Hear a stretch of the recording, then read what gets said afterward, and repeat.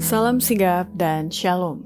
Renungan kita pada hari ini, Kamis 20 Mei 2021, berjudul Dalam Kasih Kepada Orang Lain. Ayat intinya terdapat di dalam Efesus 5 ayat 1 dan 2. Sebab itu jadilah penurut-penurut Allah, seperti anak-anak yang kekasih dan hiduplah di dalam kasih, sebagaimana Kristus Yesus juga telah mengasihi kamu dan telah menyerahkan dirinya untuk kita sebagai persembahan dan korban yang harum bagi Allah. Peda Inspirasi menuliskan yang dimaksud dengan judul renungan kita pagi ini, dalam kasih kepada orang lain, dan ini yang harus menjadi landasan patron setiap orang sejak di dalam rumah tangga dengan berpijak dan selalu menuruti teladan yang sempurna itu adalah sebagai berikut. Pertama, seseorang memiliki kasih yang dalam bagi orang lain bila mana orang itu berbelas kasihan bagi janda dan yatim piatu. Kekristenan harus menyediakan para bapa dan ibu untuk orang-orang ini yang tak mempunyai tempat tinggal. Belas kasihan bagi janda dan yatim ditunjukkan dalam doa dan perbuatan akan muncul dalam ingatan Allah untuk diberi penghargaan nanti.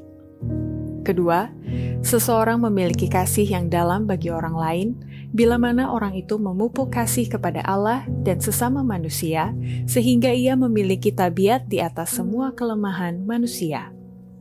Kasih kepada Allah dan kasih kepada satu sama lain harus dipupuk, karena itu sangat berharga bagaikan emas.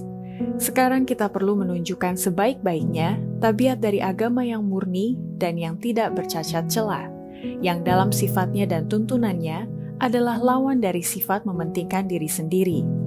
Kasih seperti yang dicontohkan Kristus adalah kasih yang tidak ada bandingannya. Nilainya jauh melebihi emas atau perak atau batu berharga lain.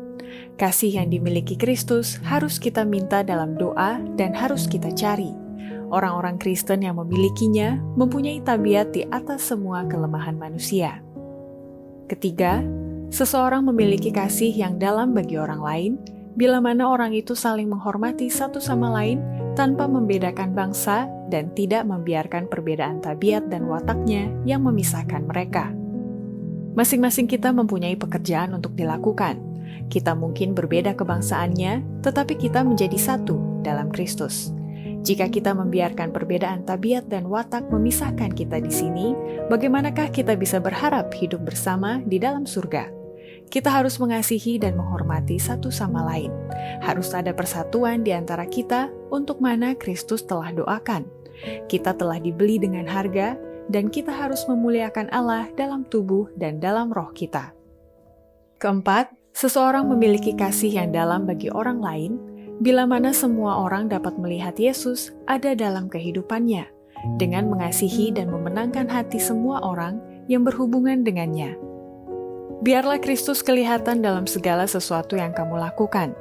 Biarlah semua orang melihat bahwa kamu adalah surat Yesus Kristus yang hidup. Jadilah mengasihi. Biarlah hidupmu memenangkan hati semua orang yang berhubungan dengan kamu. Terlalu sedikit yang dilakukan sekarang ini untuk membuat kebenaran itu menarik kepada orang-orang lain.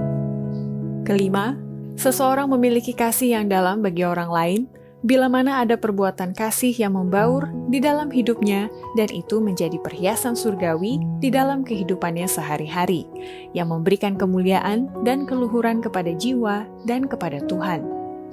Jika kita mengasihi Allah dengan segenap hati, kita juga harus mengasihi anak-anaknya.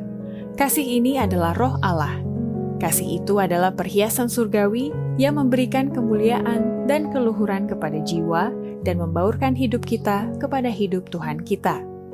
Tidak menjadi soal berapa banyak kualitas baik yang kita miliki, seberapa terhormat dan murni diri kita anggap. Jika jiwa tidak dibaptiskan dengan kasih karunia surgawi kepada Allah dan kepada satu sama lain, kita masih kurang dalam kebaikan yang sejati dan tidak layak masuk surga, di mana ada semua kasih dan persatuan. Demikianlah renungan kita pada hari ini, kiranya Tuhan memberkati kita semua.